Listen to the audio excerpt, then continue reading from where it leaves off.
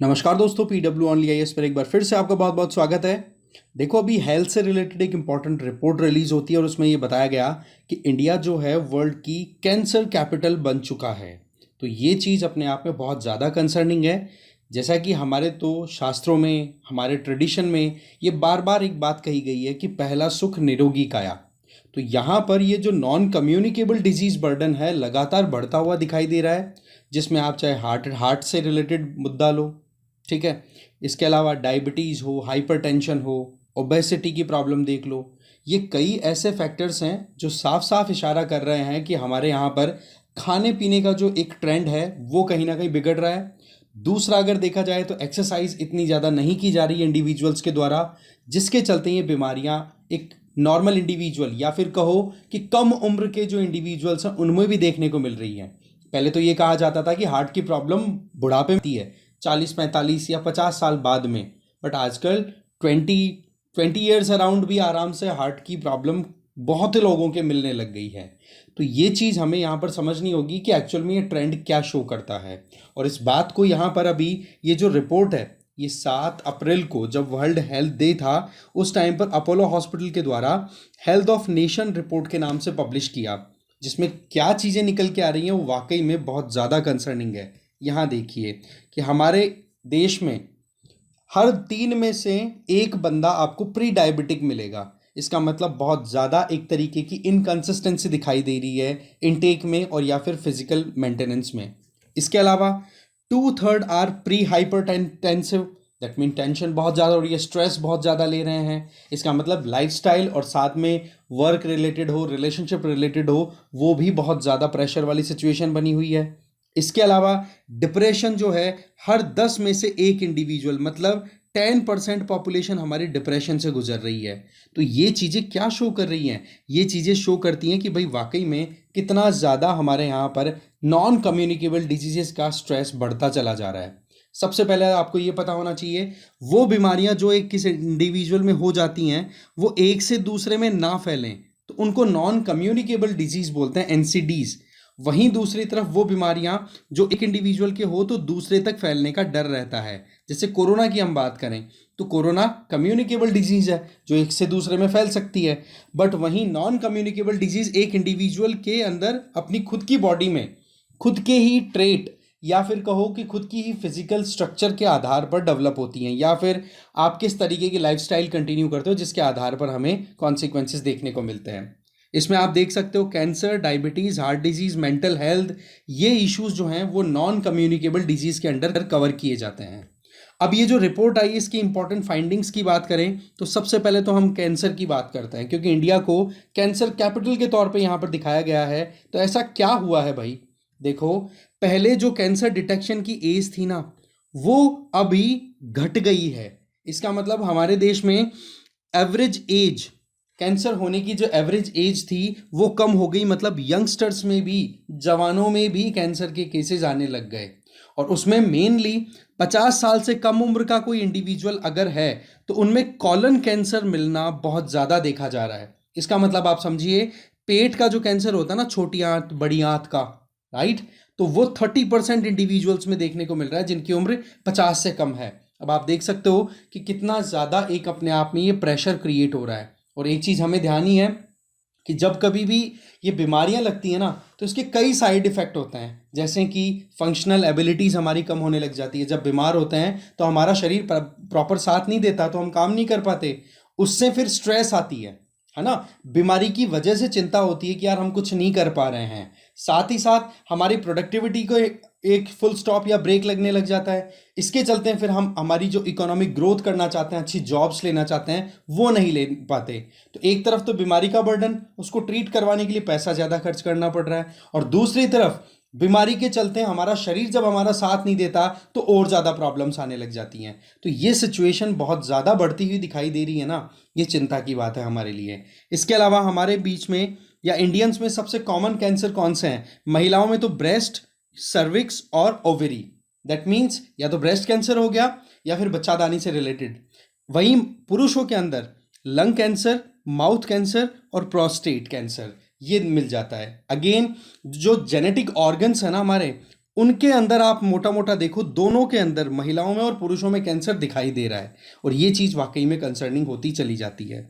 Non communicable diseases में हम already देख चुके हैं कि ये वो बीमारियां हैं जो एक से दूसरे में नहीं फैलती। और इसके पीछे क्या कारण हो सकता है? हो सकता है एक इंडिविजुअल के जीन्स में, कहते ना कि ये तो हेरिडिटरी है, डायबिटीज़ हो गई यार, किसके है, तेरे पापा या मम्मी के किसी के है, तो वहाँ पर फिर आप देखोगे कि लाइन लगी हुई है कि हाँ जी पहले दादा दादी या फिर नाना नानी की थी, फिर मम्मी पापा या दोनों में से किसी एक के, फिर आप में से किसी के, इस तरीके से लाइन। तो जेनेटिक तो एक अपने आप में है, बट उसके अलावा एक साइकोलॉजिकल डिसऑर्डर भी हो जाता है। जब आप ज़्यादा चिंता में आने लग जाते हो तो बॉडी जो है वो माल फंक्शन करने लग जाती है। इसके अलावा एनवायरमेंटल और बिहेवियरल फैक्टर तो इंपॉर्टेंट है ही। हमारे आसपास में कितना पोल्यूशन बढ़ रहा है, कितना अनहेल्दी हम इनटेक ले रहे हैं, और साथ ही साथ हम एक्सरसाइज भी नहीं कर रहे हैं। हमारा बिहेवियर इतना ज़्यादा एक तरीके से कॉम्प्लेक्स हो चुका है कि हम खुश होना चाहते हैं पर खुश नहीं हो पा रहे हैं, रिलेशनशिप बिगाड़ रखी है, टेंशन में बहुत ज़्यादा रहते हैं। तो ये चीज़ें मिलकर के बहुत ज़्यादा प्रॉब्लम क्रिएट कर रही हैं।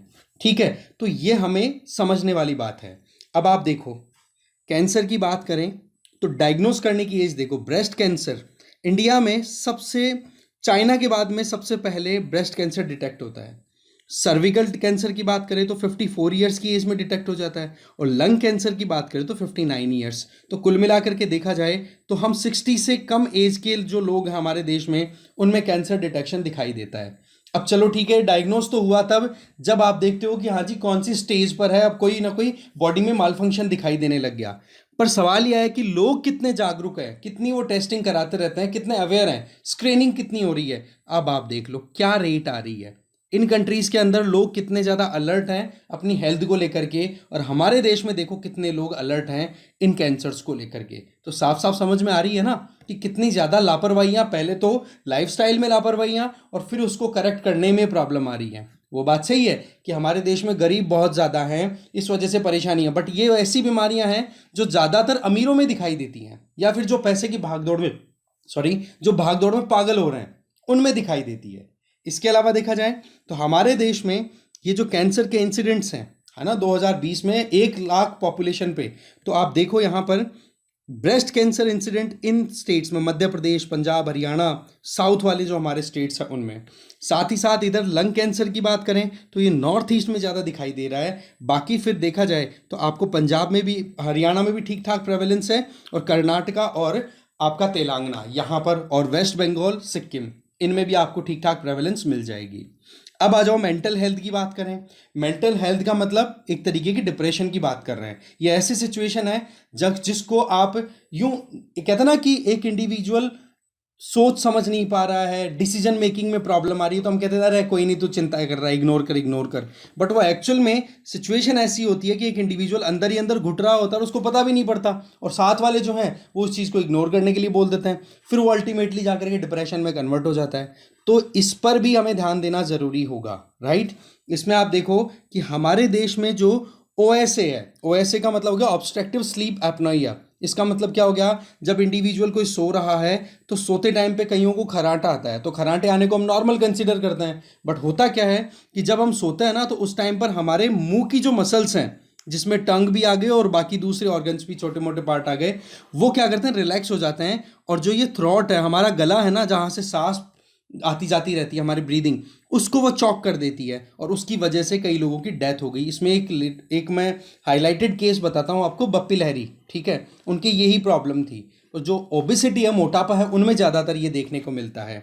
अब ये जो रिस्क है, ये आप देख सकते हो 30% तो मेल्स में है और 15% वुमेन में। इसका मतलब महिलाओं से ज़्यादा पुरुष ज़्यादा रिस्क पर हैं, अगर हम इस मोटापे की वजह से या फिर इस पर्टिकुलर एपनोइया की बात करें, स्लीप एपनोइया की। ठीक है, इसके अलावा अगर आगे चलें तो इस रिपोर्ट में और क्या बताई जा रहा है कि हाइपरटेंशन आपके है, डायबिटीज़ आपके है, तो आप देख के चलो कि क्रॉनिक स्ट्रेस, दैट मीन्स लगातार आप चिंता में बने रहते हो, और उसकी वजह से आपकी मेंटल हेल्थ ओल बिगड़ती है। देखो, पहला सुख तो निरोगी काया है, और ये भी हमें पता अच्छे से कि healthy body has a healthy mind, सीधी बात है। तो ये कोई ऐसी वैसी बातें नहीं है, बहुत लॉजिक से कही हुई बातें हैं जो यहाँ पर साफ साफ होती हुई दिखाई दे रही हैं। इसके आगे हम ओबेसिटी की बात करें, मोटापे की बात करें, तो 2016 में 9% ओबेसिटी थी, जो कि बढ़कर के 20% तक तो आ गई है 2023 में। 200 54 मिलियन लोग हमारे देश में हैं जो जनरली ओबेस हैं। दैट मीन्स उनका वेट अगर कर लिया जाए और उनकी हाइट के हिसाब से बॉडी मास इंडेक्स कैलकुलेट करें ना, तो उसकी वैल्यू आपको 25 किलोग्राम पर मीटर स्क्वायर से ज़्यादा मिले तो वो जनरली ओबेस है। ये बहुत लोग होने लगे हैं। और वहीं पर अगर एब्डोमिनली ओबेस की बात करें, दैट मीन जिनकी तौंद निकली हुई है, टमी निकली हुई है, उनकी पॉपुलेशन और भी ज़्यादा है, 351 मिलियन। तो कुल मिलाकर के ये भी देखो चिंता वाली बात होती चली जा रही है। ओबेसिटी के लिए क्या कारण हो सकता है भाई? सीधी बात है, फास्ट फूड बहुत कंज्यूम किया जा रहा है। इसके अलावा सेडेंट्री लाइफस्टाइल, दैट मीन्स लोग एक्सरसाइज करना पसंद ही नहीं करते हैं, ना तो समय पे सोना ना समय पे उठना। साथ ही साथ नींद भी अच्छे से नहीं आती है, टेंशन में बने रहते हैं। और मोबाइल स्क्रीनिंग ने तो और ज़्यादा परेशान कर दिया है लोगों को, और उसके चलते फिर स्ट्रेस आती है। स्ट्रेस में लोगों को फिर लगती है भूख, फिर वो अनलिमिटेड खाना शुरू कर देते हैं, तो वो फिर बाद में कॉन्सिक्वेंसेस दिखाने लग जाती है। अब यहाँ पर आप देखो कि 45 साल से कम उम्र के लोगों में ये प्रॉब्लम कितनी बड़ी है। अब आप खुद देख लो ओबेसिटी की प्रॉब्लम को, ठीक है। इसके आगे देखें हम ब्लड प्रेशर की, तो देखो हाइपरटेंशन वाली बोलते हैं ना, बीपी हो गया उसके, तो वो भी ट्रेंड हमारे देश में बहुत ज़्यादा देखने को मिल रहा है। और अभी रीसेंट टाइम की अगर बात करें तो 45 साल से ज़्यादा उम्र के लोगों में तो 3% इंक्रीमेंट देखने को मिला है, जबकि 45 साल से कम उम्र के लोगों में ये इंक्रीमेंट बढ़ना अपने आप में कंसर्निंग बात है कि छोटे बच्चे भी कितना ज़्यादा हाइपरटेंशन के शिकार हो रहे हैं। अब आ जाओ डायबिटीज़ में। हमारे देश में 10 में से 1 जना अनकंट्रोल्ड डायबिटीज़ का शिकार है, और 3 में से 1 जना प्री डायबिटिक है। दैट मीन्स अगर उन्होंने सही समय पर काम नहीं किया तो आप देख लो कि 33% पॉपुलेशन हमारी प्री डायबिटिक है, आने वाले समय में डायबिटिक हो जाएगी, उनके शुगर लेवल ब्लड में बढ़ जाएगा। तो ये चीज़ें बहुत ज़्यादा कंसर्निंग है यहाँ पर। इसके अलावा देखा जाए तो 45 साल से ज़्यादा उम्र के लोगों के अंदर डायबिटीज़ है ना, वो तो इतना नहीं बढ़ा है, मतलब मोर और लेस स्टेबल है। और वहीं 45 साल से कम के में भी मोर और लेस स्टेबल है। बट अगेन ये इस एज रेंज की बात करें, 45 से ज़्यादा और 45 से कम, इसकी संख्या बढ़ती चली जा रही है, इसलिए इंडिया में ये स्ट्रेस बढ़ती चली जा रही है। अब इसका रास्ता क्या है? सबसे पहले स्क्रीन टाइम, दैट मीन्स आप टाइम टू टाइम अपना बॉडी चेकअप करवाओ, मॉनिटरिंग प्रॉपर होनी चाहिए। साथ साथ में आपकी जो रिपोर्ट आए उनको आप एक्सपर्ट या आपके जो भी आपके डॉक्टर हैं उनके साथ कंसल्ट करो कि कैसे हम अपने आप को इम्प्रूव कर सकते हैं, अपनी लाइफस्टाइल को कैसे ठीक कर सकते हैं, ठीक है। और क्योंकि अल्टीमेटली हेल्दी होना बहुत ज़्यादा इंपॉर्टेंट है। अच्छा, ये चीज़ चलो, ये तो अपोलो हॉस्पिटल की तरफ से ये हुआ, अपोलो ग्रुप की तरफ से। ये पिछले साल की रिपोर्ट है जिसमें ये बताया गया कि किस तरीके से ये नॉन कम्युनिकेबल डिजीजेज हमारे अलग अलग स्टेट्स में एक बर्डन का काम कर रहे हैं। और ये जो रिपोर्ट थी ये पब्लिश की गई थी किसके द्वारा?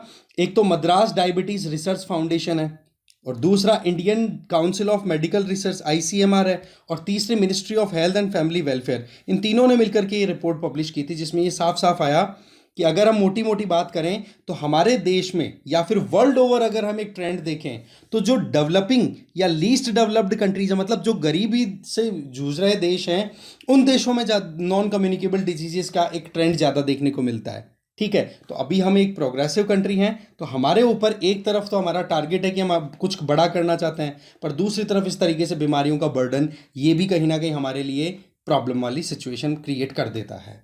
तो ये थी एक इंपॉर्टेंट रिपोर्ट। अब जाते जाते आपके लिए इंपॉर्टेंट क्वेश्चन है, इस क्वेश्चन का आंसर आप जरूर कमेंट बॉक्स में दें, ठीक है। तो इस वीडियो में इतना ही था। Thank you very much.